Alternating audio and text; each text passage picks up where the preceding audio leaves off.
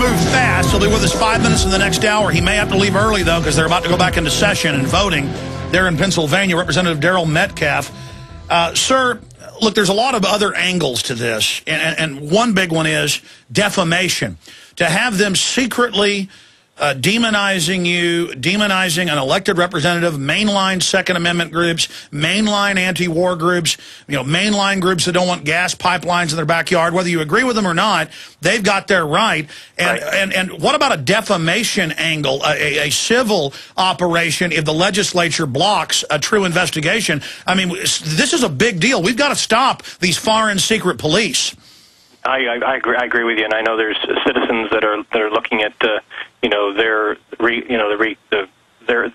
various options that they can pursue to try and investigate this further, get more information, and really kind of bring the hammer down on this type of activity that has happened and stop it from happening in the future.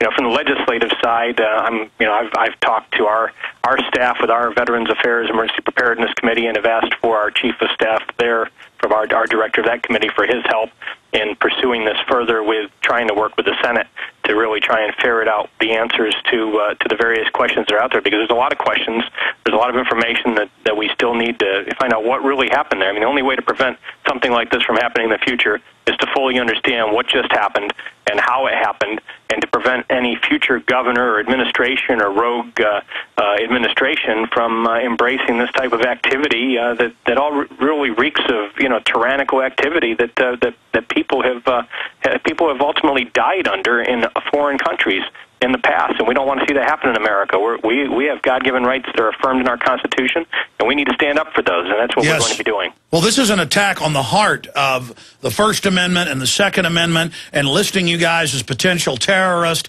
and spying on citizens. And I noticed the flip-flopping that you mentioned. First, the governor apologized and said, oh, this is terrible. Now the governor's in the Pittsburgh Tribune-Review, along with the disgraced former head of state Homeland Security, blaming you guys, saying he stepped down because of the distraction you guys pose, criticizing them. See, that might let the terrorists, which I guess is you, get them.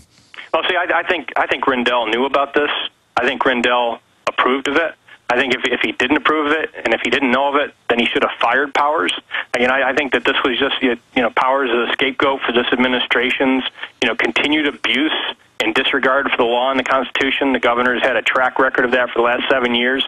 We're finally going to get rid of him because of term limits in Pennsylvania at the end of this.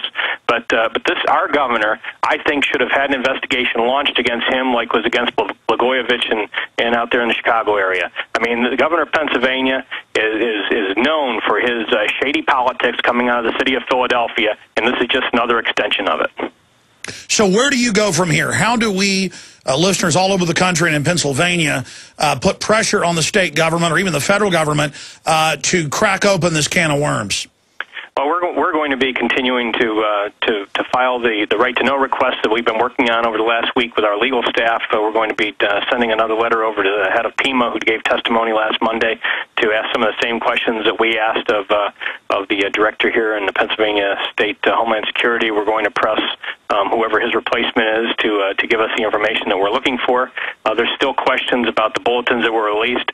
Have they, where are they publicly still noticed right now? Where are they posted to try and have that information redacted to ensure that anybody who has been put on those that shouldn't have been is taken off of those, so that they're not hanging out there in cyberland without a correction.